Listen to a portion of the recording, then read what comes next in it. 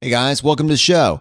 For those of you that are finding us for the first time, my name's Jonathan and my co-host name is Brad. Together, we are a pharmacist CPA combination out of Richmond, Virginia. The show is dedicated to life optimization strategies, both focusing on the personal finance aspect, but also on general techniques that you can use to break the hamster wheel and reclaim your time and your life. It's a bi-weekly show on Mondays and Fridays. Mondays, we introduce a new topic or idea.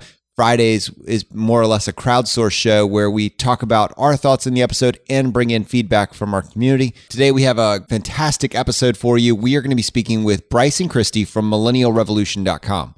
Now, Kristy is somewhat infamous for being Canada's youngest retiree. She used to live in one of the most expensive cities in Canada, but instead of drowning in debt, she rejected homeownership. What resulted was a 7-figure portfolio, which has allowed her and her husband to retire at 31 and travel the world.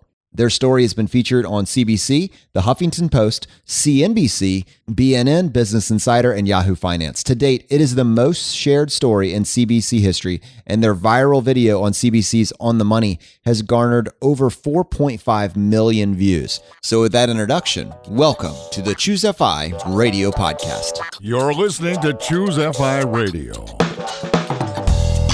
The blueprint for financial independence lives here.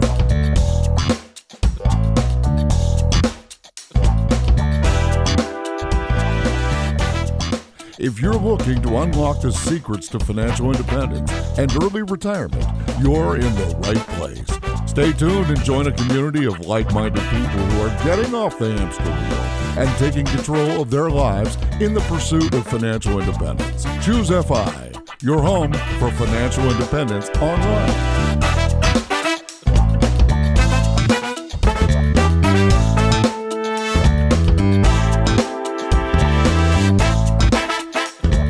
All right, guys. Well, we're super excited to have you on the podcast today. I would love to just hop right into this content and talk a little bit about our main topic today, which is going to be how to break the hamster wheel, specifically in Canada, I guess. But before we do that, we'd love to hear a little bit about your backstory. Kristy, how did you discover FI and what really got you on this path? So even though I rant about overpriced housing and all this housing stuff, initially what's really funny is that I was actually trying to buy a house in Toronto because everybody was trying to do that. So we had actually built up a pretty massive down payment of $500,000, and that was actually towards a house. And what actually made me run away from housing, got me really scared, was that we went to a whole bunch of open houses and each one was actually worse than the last. And then there was this one house down the street from us that looked like it was condemned. And there's been times in which we walk by and there's just random holes in the backyard. And there's signs talking about UFOs in the windows and just all sorts of creepy stuff. And then I figured, okay, nobody's going to buy this house. There's no way it's going to be on sale. There's no way. And then one day it actually has a for sale sign. And then when I looked it up online on MLS, I found out that they're asking prices close to $500,000. And I was like, this has got to be a joke. Like, nobody's going to buy this for $500,000. Lo and behold, somebody actually bought it. It sold within a week.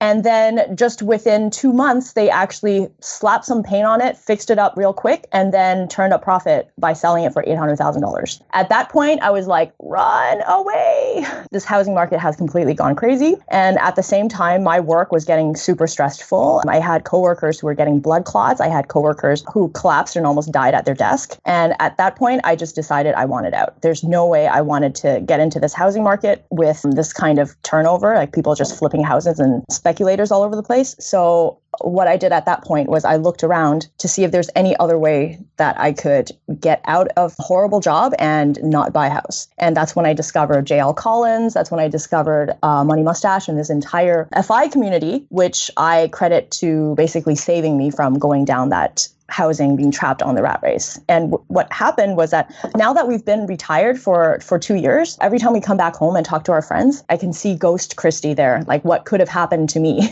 if I had bought the house and if I had stayed in that horrible job, because everybody is super stressed out all the time. They're waking up in the middle of the night panicking. And I know exactly what that was like because I used to be there. And I'm just really grateful that to the FI community and to have discovered this path and not be in that situation because it sucks. Yeah. In particular, that point you made about going back and seeing Ghost Kristy. There's so many different like specific points in time that I can think of where I look at this alternate version of myself that didn't make these choices. And I'm just so grateful that I did choose this path. And I'm not even at FI right now, but just the fact that I'm on this path is so rewarding in and of itself. Bryce, what about you? What did this, I mean, obviously you're on a very similar path with Kristy, but what did this look like for you from your perspective? I mean, we're both engineers. So when we came up to this whole thing, I was looking at all of this stuff in terms of just numbers, and the numbers just didn't make sense. People were going into so much debt. And Kristy was saying people were like dropping almost dead at their offices and stressing out, and they're all in service to this house. And that just fundamentally didn't make sense to me, especially since you could rent so much cheaper in the city. It just seemed like it was a cult. People did not consider the idea that it was okay to not buy a house. And when you make an assumption like that, you start doing weird things. It doesn't matter how much money I have, just corral it together from beg, borrow, steal a down payment from friends and family, and then just buy. Just go into massive amounts of debt and go into as much debt as you can. And that just didn't make any sense to me. So I introduced her to a lot of this FI stuff, and then we're just kind of like, oh, this is much better. Gee, would you rather be chained to this house for the next 25 years? Or would you like to quit, come travel with me, and then never have to work again? And that was a really easy sell. So my question for you is, okay, you found this FI path after looking for houses, et cetera, but you had already saved $500,000 at that point. So that suggests to me that you guys already had a significant savings rate. Like, talk me through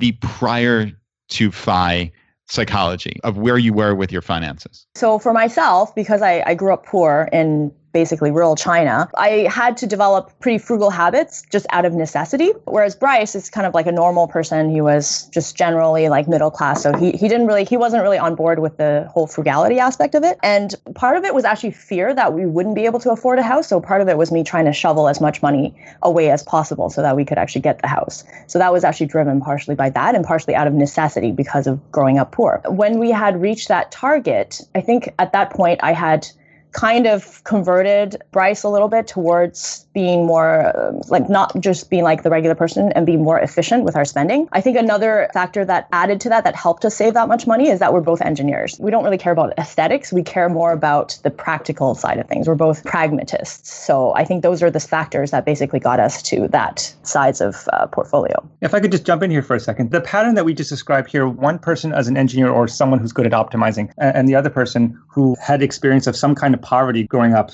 talking to a lot of the people as we get to know the other bloggers and this kind of stuff, it's a pattern I keep seeing over and over again, which is interesting. So one person had an experience growing up with not a lot of money in childhood, and then that caused them to have this healthy fear of debt as well as a natural savings rate because they had no choice. Out of necessity. They have no choice. And then the other person would then say, hey, that's a lot of money. Let's see what else we can do with it. Like I keep seeing that pattern over and over and over again, but it's an interesting pattern I keep seeing. Yeah, I agree completely. And I also find that there are certain definitely personality types and certain professions. So I've found in my experience that accountants, engineers, software developers, and military officers actually are the four that kind of just spring to mind immediately that I find some commonality. I'm not sure what it is amongst our brains, but it seems to lend itself towards being open to FI at least.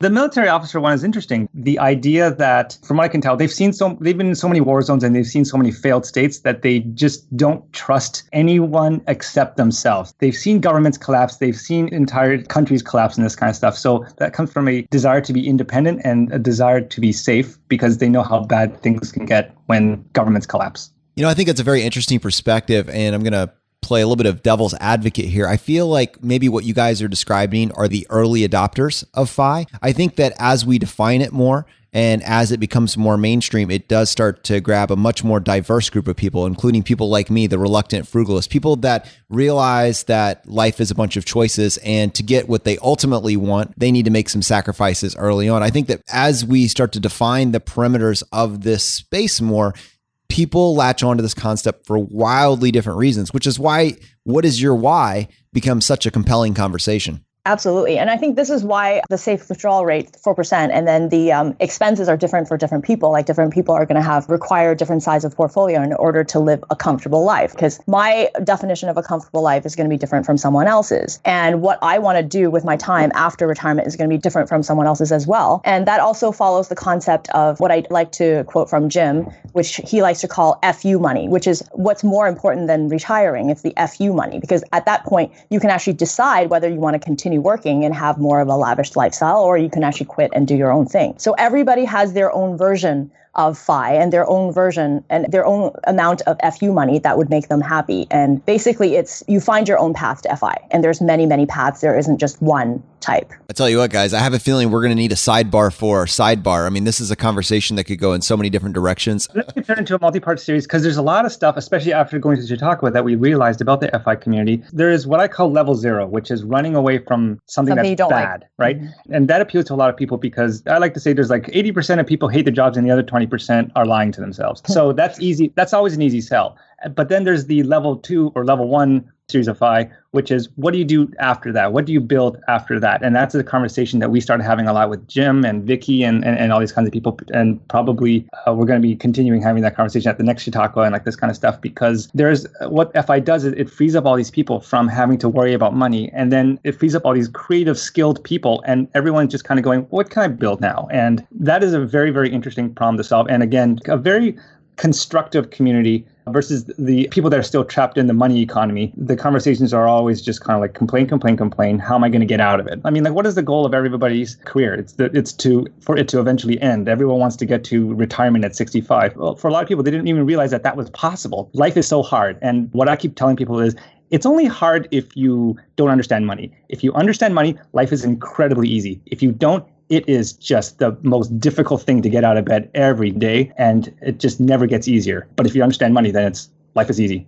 So guys, we have a lot of content that we want to cover with you, but I think before we go any farther, I should set this up by playing a voicemail that we got from David from Canada. Hey, Jonathan. Hey, Brad. My name's David. Recent listener of you guys. I actually found you through the Radical Personal Finance podcast. And once I heard you guys speak on that show, I knew right away I wanted to listen to you and subscribe to your podcast right away. Been listening for the past couple weeks and just listened to the Why of Fi episode today. Wanted to let you know it's just great. So I'm basically a pretty young father of 3 kids, married for about 4 years now, and I'm just working with my wife to get out of debt. We're here in Canada, so the housing rules for first-time home buyers were just changed, and it's not really a good climate to buy a home. We were always dreaming of buying our own place so we could invest money into it, eventually resell it later, and also pour some love into our home because the rental markets here can be a little bit rough. People don't really care about their rental homes. So I wanted to ask what you guys think about that. I know you've touched on getting out of debt. We have some credit card debt. We've got some auto loans, and unfortunately some of that lifestyle creep that you guys have talked about. And I wanted to know what the best way to kind of recover and start working towards FI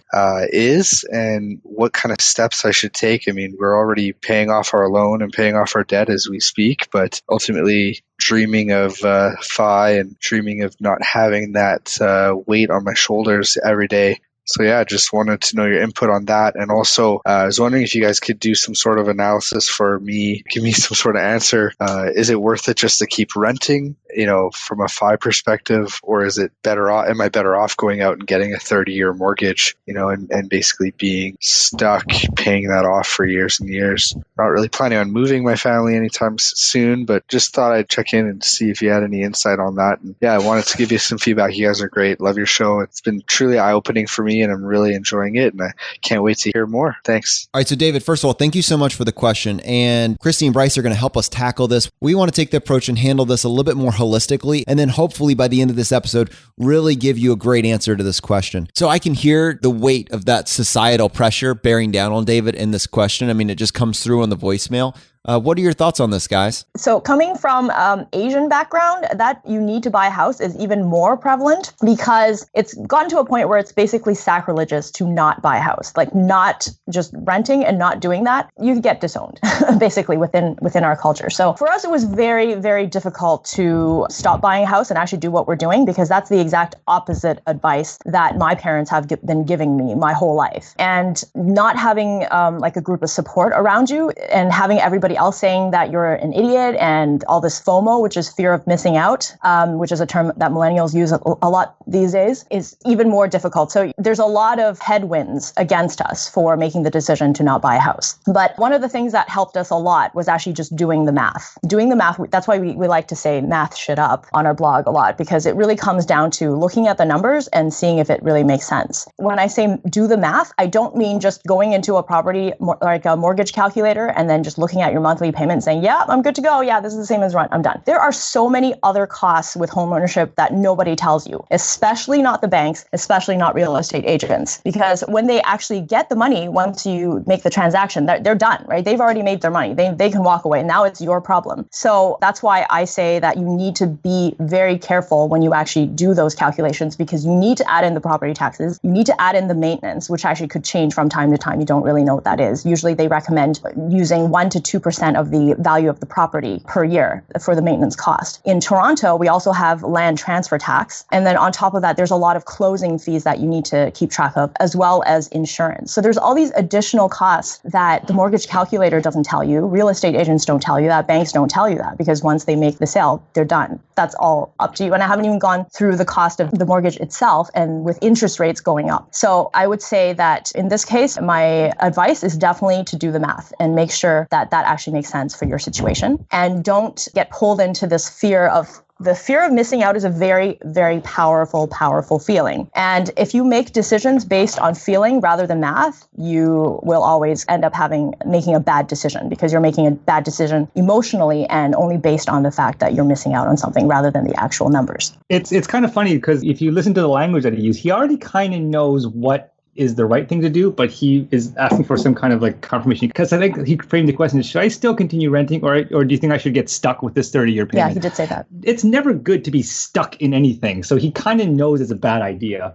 but he's not completely sure, right? I mean, like, that's why he's asking the question. And I think we can riff off the math that you guys have already done. I mean, you wrote an article, Would We Be Richer If We Had Bought a House? And it's kind of a retrospective look at the last 3 years, which is perfect because Canada's home market has been on an absolute tear over that period of time. So I think it would be very interesting to kind of pull some detail from that article. And maybe we can give those to David as just something that he can use looking forward to see how he wants to tackle this problem. Yeah, sure. I mean, like, people were asking us if we had bought a house during the period of time in which we were investing, would we have come out ahead? And during that time, the average house in Toronto had gone up about $100,000 over the 3 years. So that sounds pretty good, right? But if you actually break down the number of costs that come into owning a home that don't happen when you own a portfolio, like, for example, there's just to sell the thing, first of all, you can't get that equity out unless you sell it. So to sell it, you have to pay a 5% real estate commission. So the case study that we were looking at was the average home in 2012, and it had increased from $500,000, and in 3 years it had increased to about 622.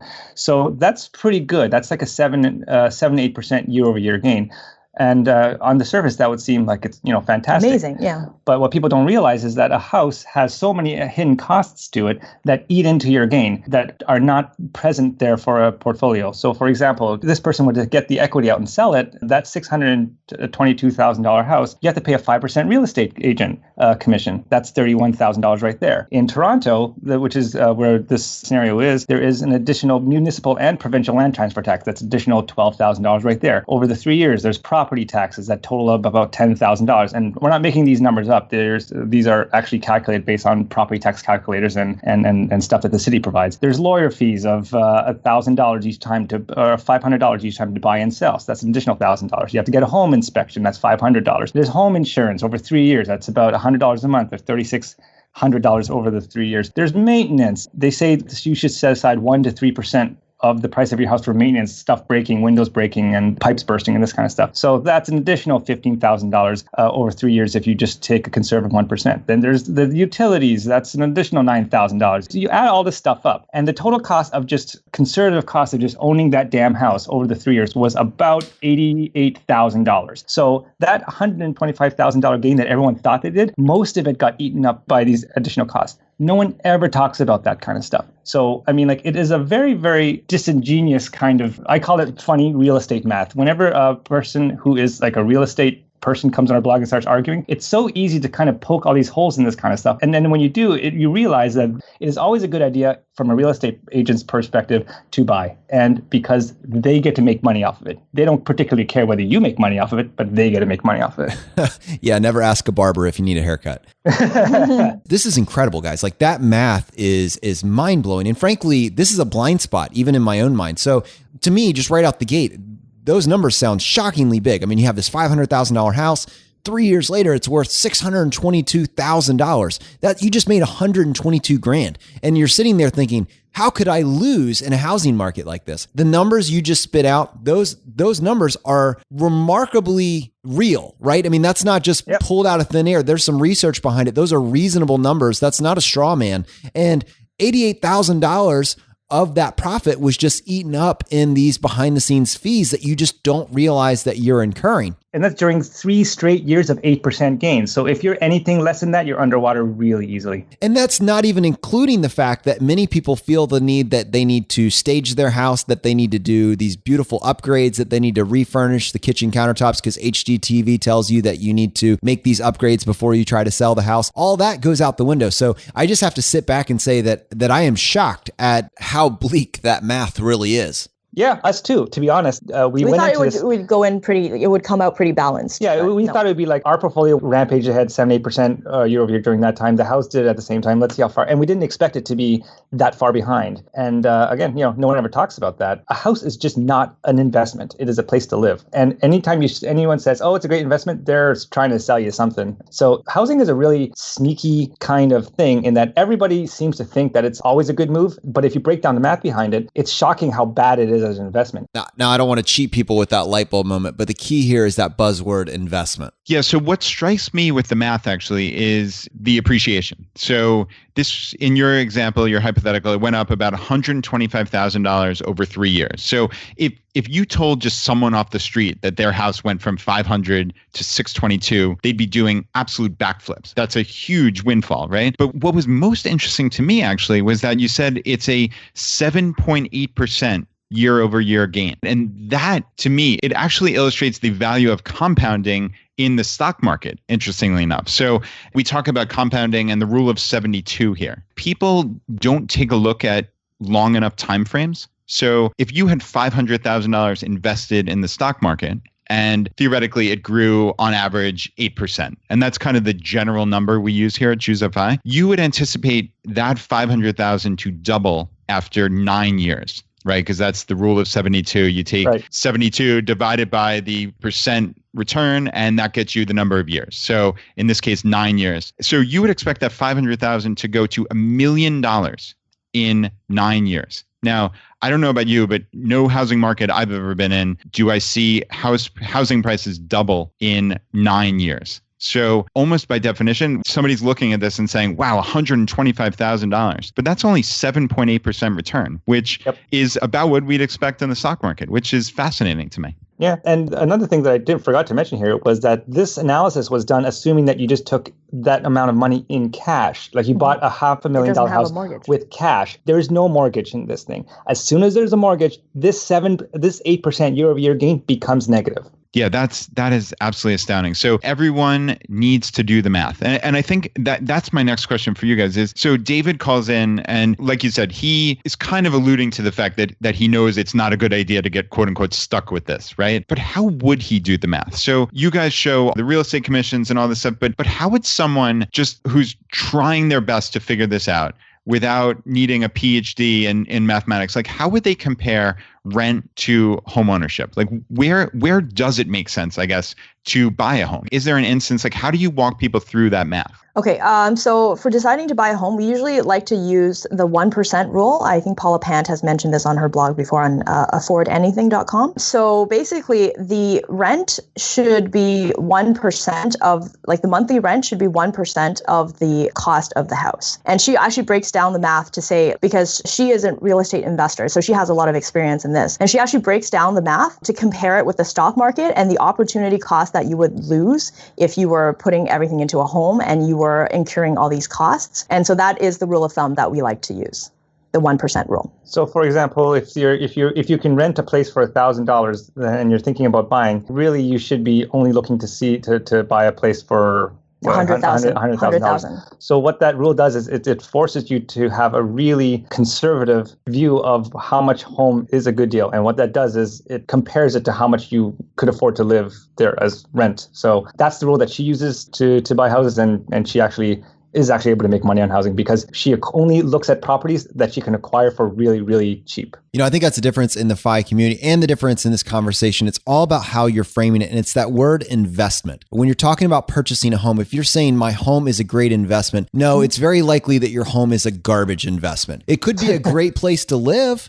It could be a great choice for you for providing a place for your family, and it could allow for a lifestyle that you want to have. But I think the FI community latches onto the idea of, do you really understand what the word investment means? Because obviously, based on the numbers you just showed, that is not a great choice for you to put your money, as opposed to low cost index funds, which I think that's generally where you guys have landed as well, right? Yeah, correct. So Bryce, let's go ahead and take a few minutes and talk about how leverage enters in this picture, because I think we kind of glossed over that. How does that affect the numbers? In this scenario, when you have a mortgage, there's now interests that you are paying out, and interest, and people keep saying, oh, rent is throwing money away. Well, interest is throwing money away. So every dollar that you spend towards interest, that just goes to make the bank richer. So when you add leverage into this kind of thing, it increases the cost of owning this thing, because now you're paying interest to the bank, as well as in Canada, there's CMHC fees, which are insurance premiums that you have to pay if you don't have a big down payment. I think in the States it's called FHA or something like that.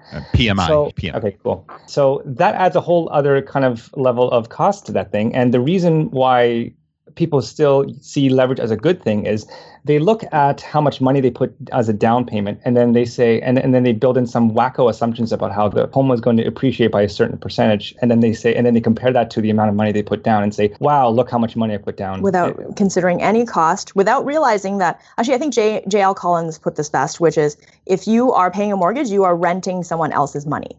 You are renting their money, basically. So the fact that people just look at how much money gets made and then just use the amount of money that they put down on the down payment and say, oh, look, I made a $400,000 profit. That's real estate math. You're not considering any of the cost, and you're not considering how much money you're paying into the mortgage. All that has been totally disregarded, right? It's like starting a business and saying, I make $1 million a year. Well, how much are you spending? Oh, the expenses don't matter. Let's just look at the amount of money that I'm making. And then they're actually spending $2 million. So you're actually in the hole. Right? You can't just look at one side of the equation and ignore all your expenses. Leverage always makes sense when the underlying asset is going up forever. But as you guys know, housing does not go up forever. And when it comes down, it's just as easy to go underwater. And then I think people in Canada are now understanding how scary that is now, because it is starting to happen where it doesn't take a lot of housing price movement on the downside to turn your jumbo mortgage into like an anvil that just you can't get out of. Because once you're underwater on the mortgage, you can't even sell the house to get out of it. You have to come up with a check just to get back to zero. So leverage and going into debt, people have been strangely comfortable with it. And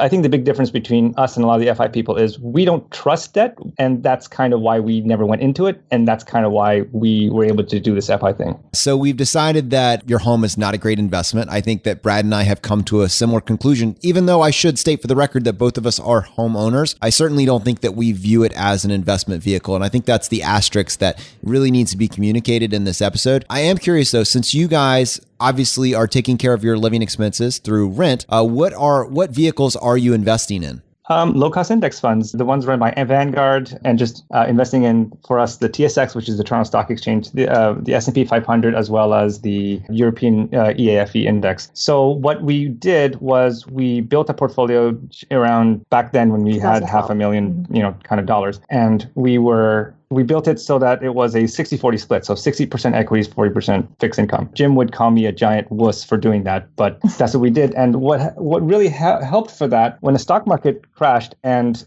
everything, like all the equity stuff was going down, the fixed income stuff actually kind of went up. And what this approach tells you is that when your target allocation, for example, 60-40, starts to get out of whack, it tells you what to do. So if it goes down to 50-50, it tells you that you're supposed to sell off some bonds and then buy into equity. And during the 2008 and 2009 crash, this was telling me to throw as much money as you can into a stock market that was plummeting, which is extremely counterintuitive to say the least. And it was scary as hell, to be completely honest with you. But because we did that, we kept picking up units as the stock market was crashing. And then when it eventually rebounded, we were able to participate in the upside stronger than we participated in the downside. And as a result, within a year of 2008, so late 2009, we had managed to recover all the money that we lost in the stock market crash.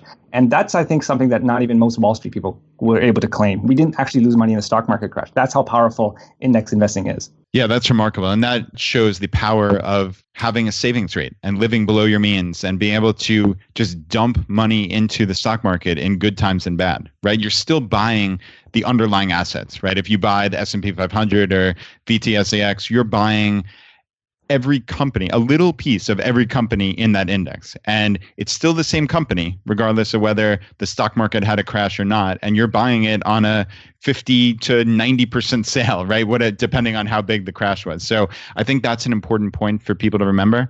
I'm curious how often you rebalance your portfolio and also like how you actually came up with that 60-40 split. Like you said, Jim might call you a wuss because he would probably suggest you should be in 100% equities based on your age. So I'm curious where you came up with that. It was just kind of reading finance books and this kind of stuff. I mean, like 100-0 was just too aggressive for us. So we were kind of figuring somewhere between 75-25, and then we kind of set on 60-40. It was, well, we did a lot of analysis as to how much volatility we were willing to accept, and then 60-40 just kind of like Goldilocks, not too hot, not too cold. It was just right for us.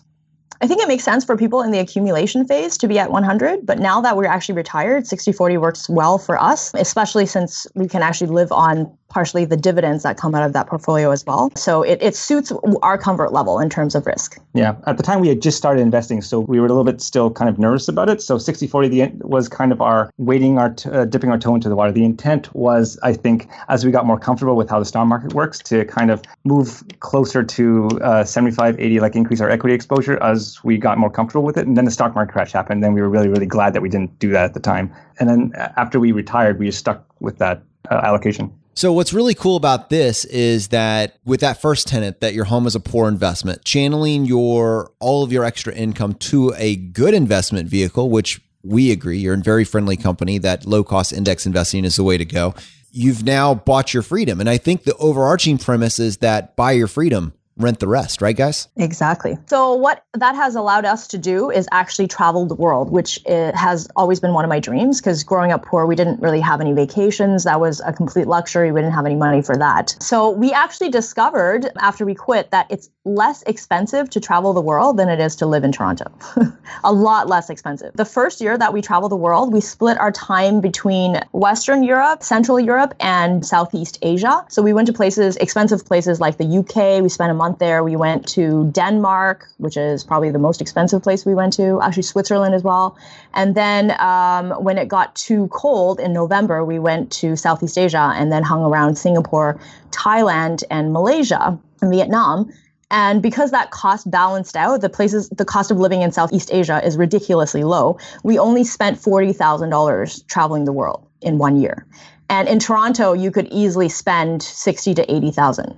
So it was a no-brainer. It was like, why would I stay here and buy a house and be miserable when we can travel the world for a lot less and be happy? And in Thailand, you can get massages for $12 and you can get a meal easily for under $5. So it was no-brainer. Yeah. So when we came back and we added all this stuff up and we kind of went, how much did we spend? Oh, $40,000. Well, when we retired, our 4% number was $40,000. We had $1 million portfolio and 4% that is $40,000. So we kind of went, holy crap, we could just do that forever. So as soon as we landed, we just kind of turned around and did it again. and what ended up happening is, as we got better at traveling and we got better at realizing what's a high cost place, what's a low cost place, how to time average your time between the countries to lower your cost, our spending has actually gone down. This year, which is our second year of traveling, I think we're coming in at around $30,000 of how much we actually spent traveling, like, again, just around the world, including Europe and the UK and all those kind of places. And because we built our retirement assumptions with a $40,000 yearly spend, because we're now spending $30,000, the more we travel, the more money we make. We're getting paid $10,000 a year to travel the world. That's insane, isn't it? That is remarkable. And that's a total reframing. So to everybody else, to the watching world, the outside the FI community, You guys are spending $40,000 a year on travel. Are you crazy? Who does that? That's insane. In the FI community, your life costs $80,000 a year because you refuse to be flexible. We embrace flexibility. And as a result of that, our life only costs $40,000 a year. And we can pick up and follow the weather to the best possible place to be at any given month of the year in any given country of the world. And at the end of the year, just by looking at our personal capital account, we see that we got paid 10 grand to do this, to embrace this lifestyle. And you guys aren't living in a little hut either. No, they're like, to give you an example of what the cost of living is like in places around the world that people haven't been to. People are so used to living in Toronto and then they're paying their $1,500, $1,800 a month rent. We go to Thailand and it's a brand new condo, a new build. It has a swimming pool. It has a sauna. It's walking distance to everything. And it only cost us $575 a month, or maybe $450 US. It's just, the cost of living is unbelievable. We even found recently that we went to Poland, so in Central Europe. It was pretty similar to the cost of Southeast Asia, but really everything was like high standard of living. Everything was super nice as well. We just, out of curiosity, looked for a place because we stayed there for an Airbnb and it was only around $45 a night. We wanted to see what a long-term rental would cost, and they were only around, again, within the 600 to 800 Canadian dollar range, right? Which is like 500 to 650, 700 US dollars a month. And these are nice modern condos that are very close to the center of town. So it really is amazing when you start traveling for you to realize how much value you can get out of different places that you've never been to, that people don't know about. And meanwhile, we come back home and everyone is stressed out. They're trying to pay the mortgage. Their cost of living is multiple times what ours is, but they're staying in one place. They're working every day. They don't even get to enjoy their house because they're working so much overtime. Meanwhile, our biggest decision is, hey, do you want to go to Japan next year, or do you want to go back to Europe? That's literally the decision that we're wrestling with right now. So it's a really different lifestyle. And then they look at us and be like, well, you guys are crazy. And I'm just kind of like, I can show you how to do it. All these problems that you have are self-imposed, but it's that mental block that they kind of say, well, I have to do this because I have to own a house. Otherwise that'd be insane. And I'm like, all right, dude, you do you. We're going to do our thing off to Europe, Yeah, and that's the definition of the hamster wheel. They're just paying for these things that they don't get to use because they have to work all the time. That's just absurdity of the highest order. And I'm curious, Bryce, has anybody ever taken you up on it? Has anybody ever said, wow, that's interesting. Can you teach me how? Surprisingly, in our actual group of friends, some people are trying to learn from it as well. But for the most part, most of our friends back here are still like, oh, I wish I could do what you do. And then it's like, you can, right? And then they kind of go, no, I can't. Back to the hamster wheel. It's just bizarre. But in terms of people that we meet in the FI community, people who write into our blog who are actually curious about this kind of stuff, we'll break down their numbers and be like, here is your pathway to do this kind of stuff. And they go, oh, well, that wasn't so hard. No, it's not that hard. That's what we keep trying to tell people. We're not doing anything crazy here. We didn't buy Apple stock at $2. We didn't start a $1 billion business from in our garage. All we did was we made slightly different choices that are accessible to you. And the biggest mental block that people have is that, oh, I have to own a house. And I'm just like, when you break that assumption, all the rest of life becomes really, really, really easy. But they just don't want to do that. And I'm just kind of like, okay, fine. If that's what makes you happy, great. But they're not happy. They complain incessantly about how expensive everything is here. And I'm just kind of like, you can just come with us. And then they're like, no, it's frustrating. But you know what? There's only so much you can do by lecturing somebody. If they are actually curious and they actually want to come with, we're always willing to help, but we have to let them come to us first. I think I found that over and over again. I think Brad's had a little bit more success with his, inner circle, if you will, I think he presents with a little more strategy. I have found it's better when other people come to me. They have to find this concept on their own, and then I can steer them. I can shorten that path for them, but you have to have that light bulb moment on your own. And then when you're primed for it, then yeah, you can feed them that information. But otherwise, it's just brick wall, man. Yeah, absolutely. And to that point, even before we quit, we knew we had enough. We did all the numbers. We got people to vet the numbers in the FI community. But even when it came time to pull the trigger, I was terrified. No matter how many I've seen JL Collins do it. I've seen MMM do it. It didn't matter how many other people had already done it. I was still terrified, right? So you really have to be the person who's in the driver's seat and then decide that that's what you want to do and then get comfortable with it over time. And then after 2 years, like the longer we stay retired, the more confident we get. And really right now I'm looking back and I'm like, why was I so terrified? It's really not that scary at all. But really the person has to make the decision themselves. They have to be the one in the driver's seat. You can't steer them in the direction that you want to. They will be scared because we've all been indoctrinated into thinking that we have to live this life, like we have to run the hamster wheel. And if we get off, we're going to die. And no, it's actually amazing, but you really have to find out yourself. It doesn't matter how many other people have done it before. So I'm curious, guys, you guys have traveled all around the world. You said you've continually gotten better at this. What tools or systems or practical advice could you give to people that are interested in this journey, and not specifically with the index investing, but more just the idea of renting your life out, in different countries? What are these tools that you found that have been very effective look like? Is it Airbnb? I mean, what could you recommend to people? How would they get started with this Geoarbitrage that truly is international? Airbnb has been life-changing. Really, we basically live on Airbnb. So what we found is that it helps you cook. Like you have a kitchen and you have laundry. And that already saves you a ridiculous amount of money. And not only that, it helps you be healthier because you're not eating out all the time. On top of that, when we meet Airbnb hosts, it's basically local people, right? So they can give you all these secrets of, you should stay in this area, and this area makes more sense in this other area. It's less crowded, it's less expensive. So then you actually start learning from the locals where are the best places to travel to, like where do I book flights? What are some discount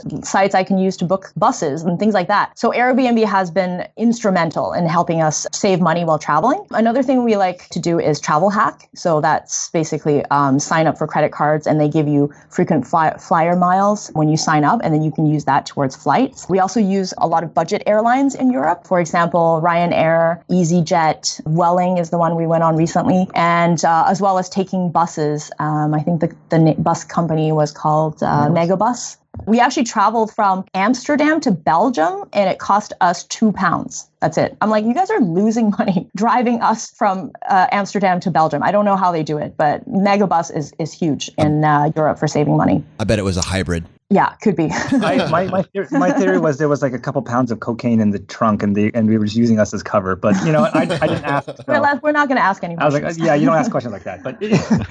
But yeah, like in Europe, moving around is like costs next to nothing because of budget airlines and budget bus companies. We don't actually have those kinds of things in North America, and I was really surprised. We flew from Slovakia to Berlin, and it cost like $20. Like it's almost like a bus ticket, but it's a plane. So you kind of realize that North America is one of the most expensive places in the world to live, but the rest of the world is not like that. Yeah, those budget airlines are wonderful. I remember flying between Dublin and I think Brussels, Belgium, and I think it was £1. So it was, it's crazy. It's under $2 to fly one way.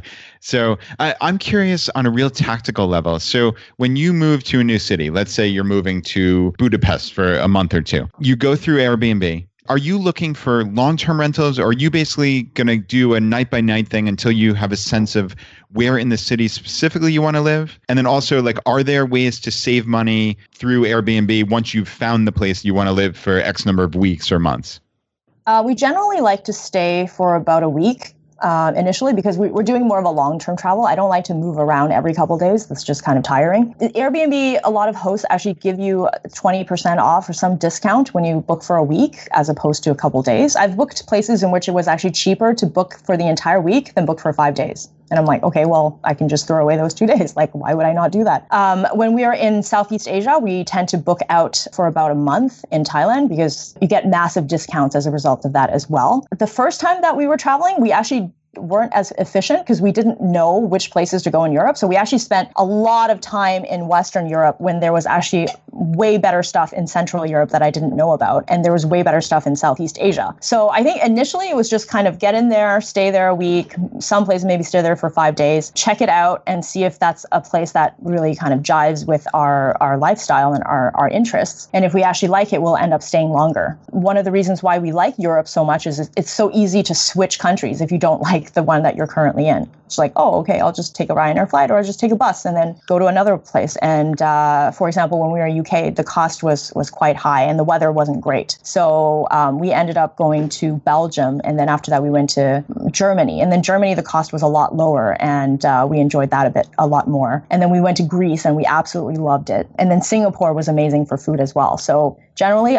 we like to get in, check it out. And if we don't like it, just go somewhere else. And after we've done that for a while, we kind of start realizing like the tricks and where people stay. So here's an example. We were just in London and you figure, okay, you fly into London, it's going to be expensive because you need a hotel in downtown London or something like that. None of the locals actually stay in downtown London. There is this city between Gatwick Airport and London called East Croydon. Nobody knows about East Croydon. It's because it's like a suburb of London, but it's one train ride and you go right down to London Victoria Station for like £5. But because nobody knows about it, all of the rentals, we stayed in like just a 2-stop train ride away from downtown London for $50 US dollars a night. And when we went into, when we found the Airbnb and we checked into the place, the host was like, you figured out the secret that we know, right? And I'm like, yep.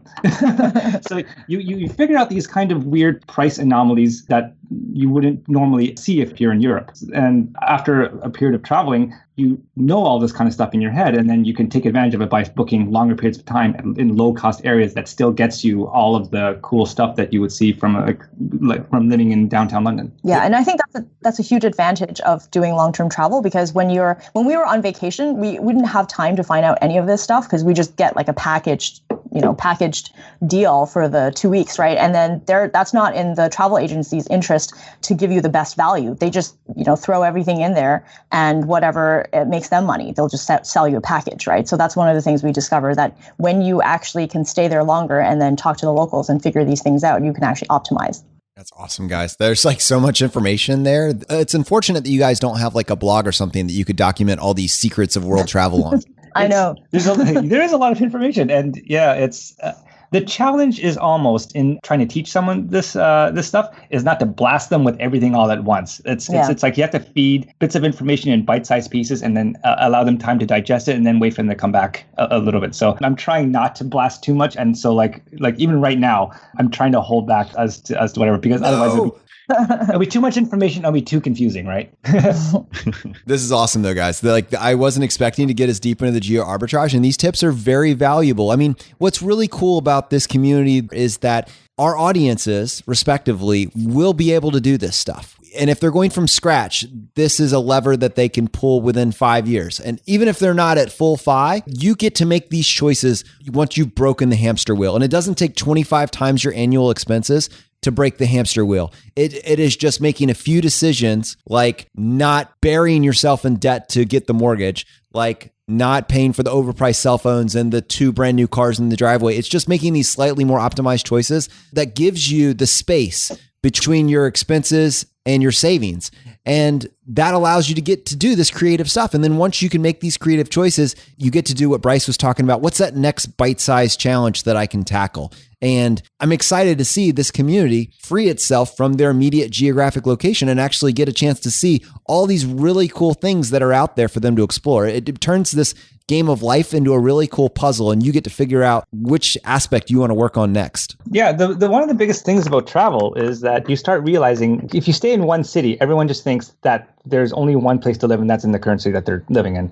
When you start moving into other cities, especially when you start moving into other countries, you start to realize that other countries do things in very different ways. The assumptions that you had before were not universal. So for example, we have a lot of American readers. We actually that's the biggest demographic that we have, despite the fact that we're Canadian. And one of the biggest things that they worry about is health insurance and health costs. And you go into a hospital and it's all of a sudden you have $10,000 of medical debt. And that's a really big concern for them. So they kind of go, I'll never be able to retire because of that. And then when you realize that, by the way, no one else in the world are medical costs that high. When we were doing the Shiitake and someone asked us this question, they were like, what do you do about that? And then I was like, well, I had to get my teeth cleaned at some point in Mexico, and I had to go to a doctor in Thailand. I had to do an EKG at some point, and it cost me, $30 for the cleaning and $40 for the EKG. And I could see the American people in the audience just glare at each other, and they're like, what the hell? And I'm just kind of like, yeah, like medical costs, no one else in the world actually worries about it to the extent that you guys do. But if you were to live in other countries, like that worry is just gone. You have like, yeah, there is insurance, but it's not nearly as expensive as it is for you guys when you are living in the US because your medical expenses are so high.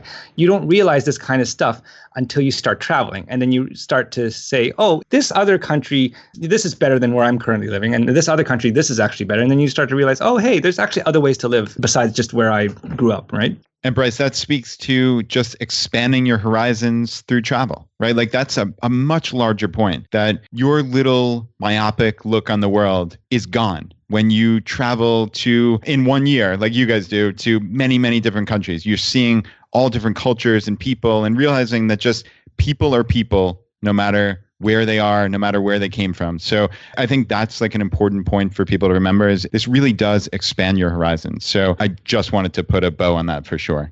Yeah, there's a story that I like to tell people. Like we were going to Mexico earlier this year, and all of our friends and family was like, "Oh God, you're going to get killed," right? Because it's so dangerous in Mexico, and all they hear about in the news are people getting like killed and kidnapped and like this kind of stuff. But when we actually went into Mexico, it was totally fine. We were staying with an Airbnb host in Cancun. The guy was a scuba diver instructor, and we were talking to him about, because we got our patty in Thailand, about how great you can, if you're a scuba diving instructor, you can travel around the world and pick up jobs all over the place, and then you can kind of pay for it as you go. And then we were talking about how much we enjoyed our time in Thailand. And then he said, "Oh, gee, Thailand, I hear it's dangerous." And I was like, seriously? Like everybody thinks their city that they live in is the only safe place in the entire world and everywhere else is dragons be here. That attitude is just prevalent everywhere. And then when you realize that, hey, they think Thailand's dangerous, we think Mexico's dangerous, and all of that is just kind of like putting up blinders on your face. Hey guys, I'm curious. So you said you started out with a $40,000 yearly expense with travel, and then you've knocked it down to $30,000. For a listener out there saying, I wonder if I lived in one of these ultra low expense places like Thailand without giving up on quality of life, because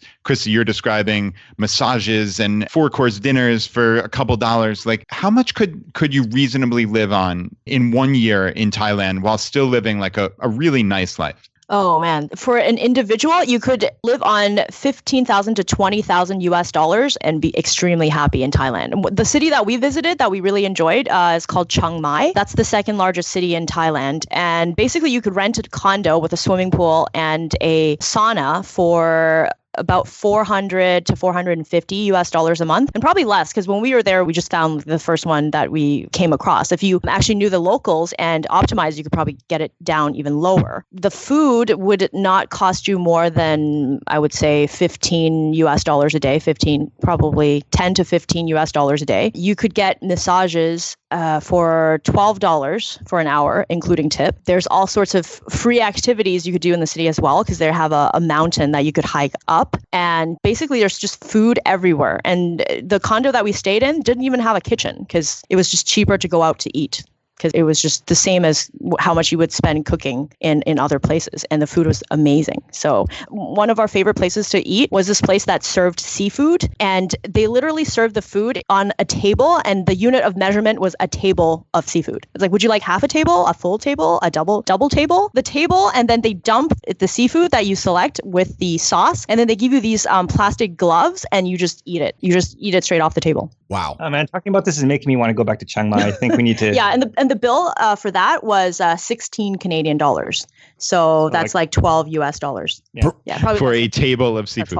For the two of us. And there's even cheaper places. Like, I mean, like we were in Cambodia, and in a city called Sihanoukville, everything there is on the US dollar, but everything there is dirt cheap. I mean, you can get a beer for 50 cents. You can rent a room in a hotel for $100 a month, US dollars. And there's actually a community of expats, like I think they were like British and Canadian expats, that figured that all kind of were passing through Cambodia for one reason or another, and just being like, holy crap, I could live here for next to nothing. So there's like an enclaves of Canadians and Americans and Australians in Sihanoukville in Cambodia who have all figured out the secret that it's just kind of like, with just the money in my savings account now, I could live here forever based on the interest and this kind of stuff, right? So it's a really, like, you really start to learn how there are other ways to live out there. And it's really not that expensive. Yeah, we actually met this couple in Vietnam who were from Australia. And they said that when they were in Australia, they were struggling because the guy had a very stressful job in IT, and he had to have like open heart surgery because he almost died from just the panic attacks and the stress. And he said that he needed to make a change.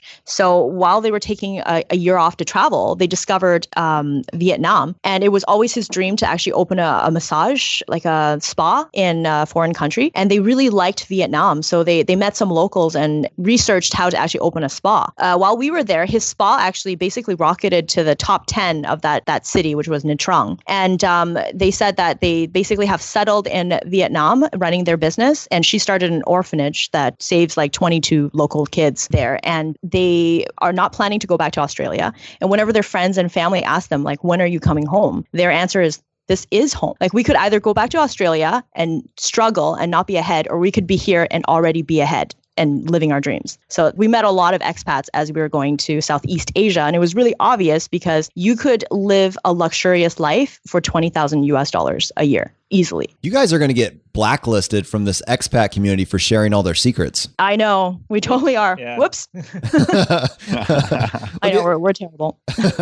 Well, Brad has this mental list that I've adopted as well of, for a food budget, a reasonable price is $2 per person per meal. But that is taking into account that you are going to be making this at home. You know, you're not eating out. Like, your entire budget that you just described involved less than $2 per person per meal in some cases. And it was totally eating out, and not just eating out, but filling up the entire table with food. Eating out every day. That's what it was like in Thailand. And to recap, we were making money while we were stuffing our faces of seafood. Like, it's just, I keep trying to tell people, this is possible. I can show you how. And they just don't believe me. But we reveal on the blog, and it's all true. We're not making stuff up here. Yeah, and it's just challenging that orthodoxy, right? Everybody has these preconceived notions that to live the X dream, right? The American dream, the Canadian dream, you have to buy a house and live in the suburbs and have 2 cars and go on expensive vacations every single year. Well, if you're just a little more optimized, you can save a significant amount of your money. I mean, you guys retired at right around 30, right? I mean, how long could you have worked for? 8 years, something like that? Yeah, 9 years. We retired at about 31. Yeah. That's not impossible. It doesn't matter if you started at 22, that's fine. That would be all well and good. But anybody listening to this can start today, right? You can make these changes and just challenge those hangups, challenge the orthodoxy, and make a change. And who knows, 9 or 10 years from now, you could be traveling with Kristy and Bryce somewhere throughout the world. Like, it sounds silly, but it is extremely possible. And we're trying our best here to get that through to you. It is doable. You just have to take action. Yeah, that's what we emphasize as well. We did not, and repeat, not hit any home runs. We did not buy Apple at $2. We did not start up like Snapchat or something like that. We took some pretty pedestrian moves of, I don't think I'm going to buy a house. I'm just going to keep renting and saving money in investment accounts. And as a result, we set a record in Canada for youngest retiree, but we didn't even do anything heroic. Everyone could do this. It's really cool. And I think what you guys have done is continue to challenge the norms that society tells you have to do. And in particular, I see your focus being on this idea, first of all, that you have to get a STEM job. You have to buy the house. You need to be the loyal employee that works in the same career for 40 years. And then at some point down the road, you can retire in the United States with Social Security or with your pension in Canada, or some cases in the United States. And you guys have just flipped that on its head, and everything gets more interesting. And so I'm curious, one, going back to our initial question of David, who's in this position, what would your advice be for him and for his growing family? You know, he's working on paying down these debts. He's just discovered the FI community. Do you have any general thoughts or feedback that you would want to pass on to him? Well, the solution for getting out of debt is never take on more debt. So continue paying off debt and learn about how to invest, learn how to use low-cost index funds, learn how to project how far you are from retirement, and do that. Money isn't complicated, but you do have to learn about it. You don't get that knowledge by default. So use the blogs like ours, use your podcast, keep learning and soaking in information, and you'll eventually be able to figure it out. And if he wants more specific advice, because we don't have the actual numbers, write into our site, and then we'll do a reader case study on him, because that's what we do. on our site. Kristy, anything you want to add to that? So basically, my advice is to not follow the fear of missing out sentiment. All the real estate agents pushing houses at you, your friends saying you're going to miss out on all this gain. You need to really just decide for yourself, because when you make emotional decisions, you have to live with that for the rest of your life. Whereas a lot of the times when other people are pushing really, really hard for you to do something, it's really for their own interest. They are really afraid that their house is going to go down and they need to be part of this big bubble and they need everybody to be on board. There's usually some kind of reason why they're doing that. So I would say don't fall into the FOMO mindset and make your decisions based on numbers, not based on emotions. I think that's so fascinating, in particular with regards to the idea of everybody is trying to sell you something. What is so compelling to me about our FI community and the different bloggers that we referenced in this podcast, and that you guys, obviously have great connections with on your site as well, is we don't have anything to sell you. We're just saying, hey, the water's great over here. We're having a great time. Come join us. Your life will be better. And I think that, to me, that is something that initially I kept looking for the weak spot. I'm a very skeptical person. And when I heard this idea that you can retire early, I was thinking, what's the trick to this? And there just isn't one. It's just the math works for you. Yep. We just want Exactly. we just want other people to be just as happy as we are. That's our motivation. Because when you don't care about money anymore, like, you don't have to go out and sell stuff that you don't believe in, because I don't care. I don't need any more money. And to that point, this is why we keep getting on a daily basis all sorts of offers for sponsored posts, basic credit agencies trying to get people into more debt. We say no to all those offers. It doesn't matter how much money they offer us, because that's not, once you have enough, that is not what drives you anymore. What drives you is, how can I give back and how can I help other people, rather than my own naked interest of making money or my own naked interest of keeping the value of my home up or my portfolio. None of that stuff matters. And that's why I think the FI community, it's so easy for us to get along with each other, because we really don't want anything from each other. You really know that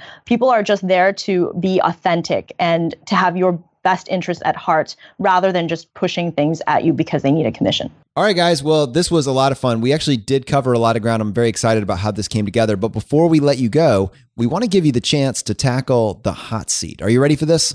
Yep, let's do it. In a world drowning in debt and rampant consumption, trapped by the chains of lifestyle inflation, these questions highlight the secrets of those who have broken free. Welcome to the Choose FI Hot Seat.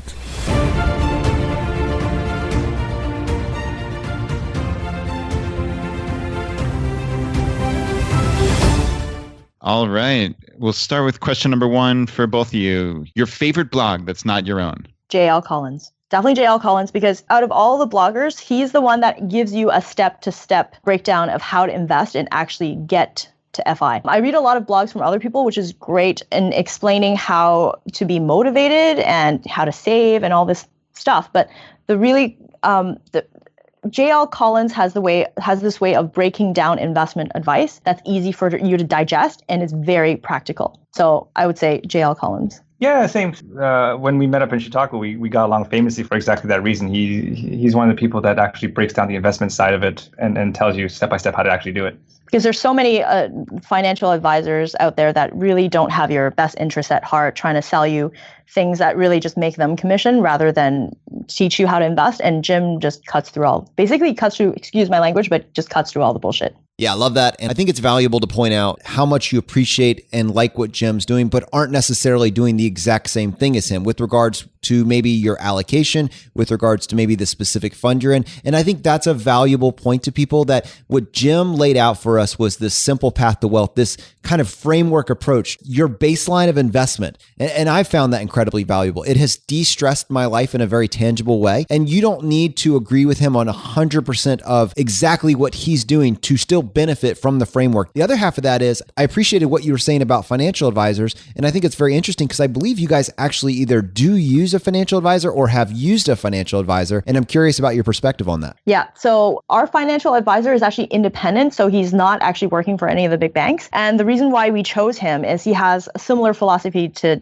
Jim's, which is he wants to, like, he basically advocates for index funds, which is unheard of when it comes to financial advisors. He doesn't need the money. So he's independently wealthy. He's basically FI. So he's not working for the banks and actually pushing product. And the first time we met him, he actually called us idiots, which is perfect because I'm very skeptical whenever someone's like, oh, you're a genius and we could do all sorts of these tricks for you and get you 20% returns. And I just do not trust any of those snake oil salesmen. So with our advisor, he actually told us, because originally we were trying to do dividend investing and we were trying to just focus on the returns on the dividends and not focus on allocation and not thinking about indexing at the time, because right then I think we were trying to copy Derek Foster's method of flat out index investing. So he actually picked out a lot of holes in what we were understanding in our strategy. So that helped a lot. Yeah, so the short answer is his name is Garth Turner. He's also a blogger. He runs a blog called Greater Fool. He's also financially independent.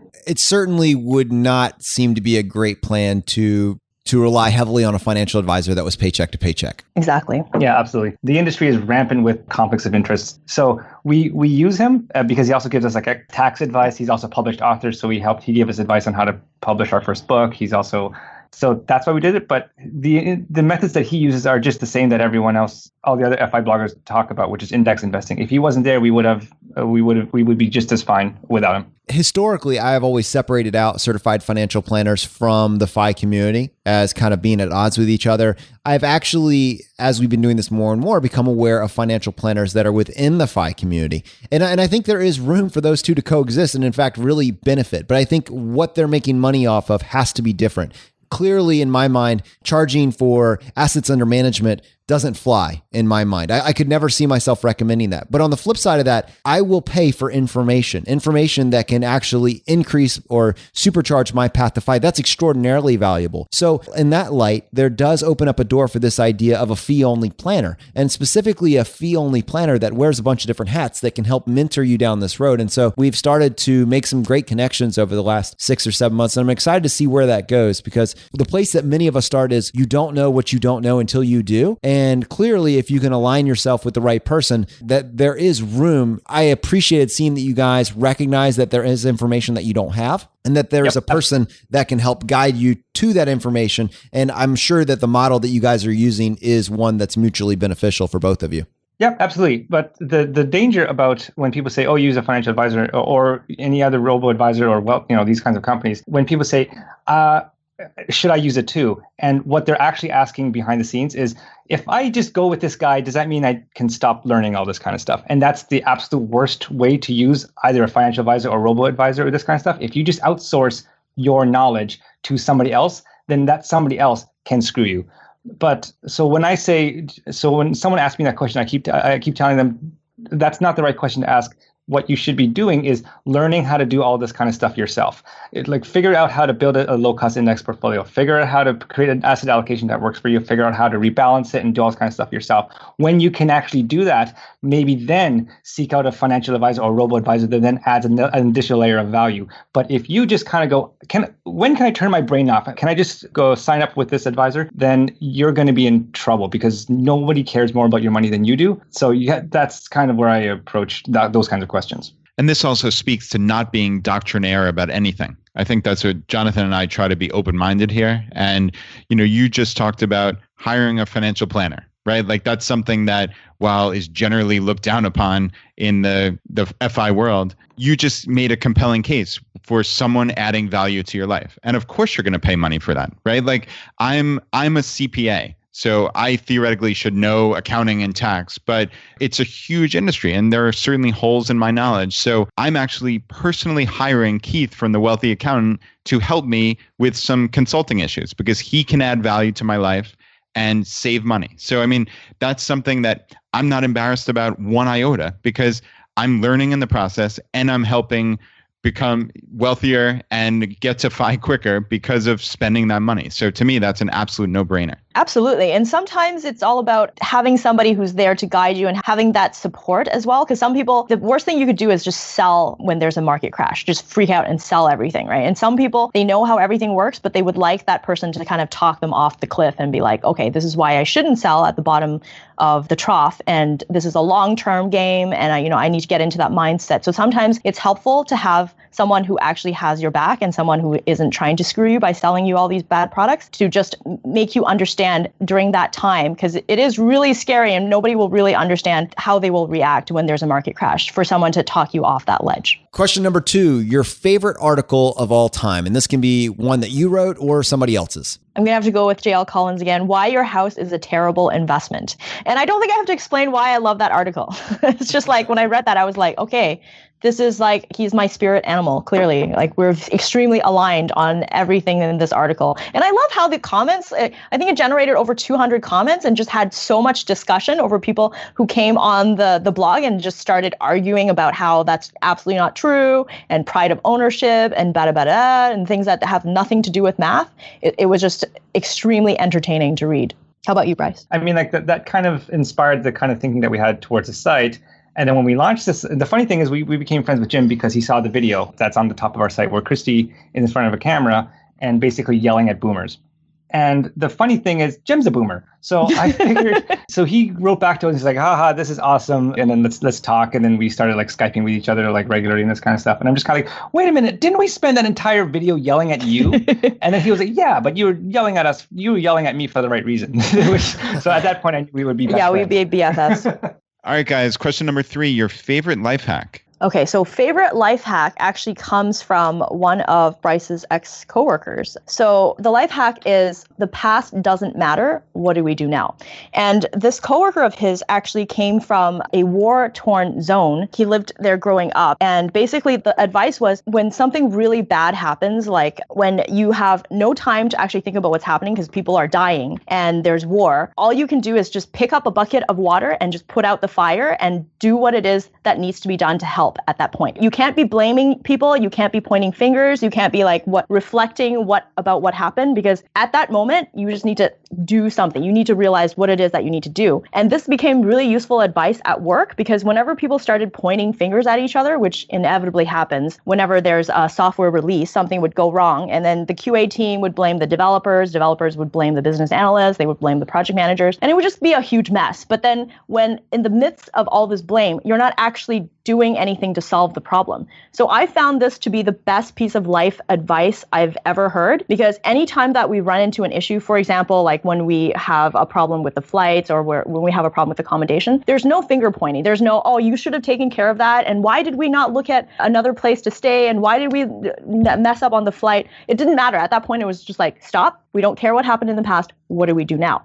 And I find that this advice is actually really useful in terms of for FI and for finance as well, because everybody has made financial mistakes in the past. Everyone. We're all human. We all made mistakes. Nobody is perfect. But the thing is, you need to forgive yourself and move on. Instead of dwelling on what happened in the past, just figure out what you need to do to fix your finances now. The past doesn't matter. What do we do now to fix it? And it really has been life-changing, because every time we run into an issue, we use this advice. Doesn't matter whose fault it is. What do we do now? Yeah, I mean, like people, when they said, the two of us are going to be traveling all over the place and this kind of stuff, it's like, oh, you two are going to kill each other, you two are going to fight. And it's like, we never ever do, because we just do that. Anytime goes wrong, it's like, doesn't matter, what do we do now? It really comes in handy when, for example, we do reader cases for people, or when people show us their numbers and show us their finances. A lot of the times there's embarrassment, there's shame involved, and there's like, I shouldn't have done this and shouldn't have done that. And the first thing I do is, it doesn't matter. Just pretend that the person who made mistakes in the past was a different person and that person's gone now. What do we do now? And then that just resets the conversation. And then it can kind of go, oh, okay, well, I guess, why don't we try this and why don't we try that? Rather than they would just either not want to show us their numbers or just be hung up on past mistakes, like, oh, I shouldn't have gotten to this much debt and this kind of stuff. So yeah, it's just stop what you're doing. The past doesn't matter. Just move forward.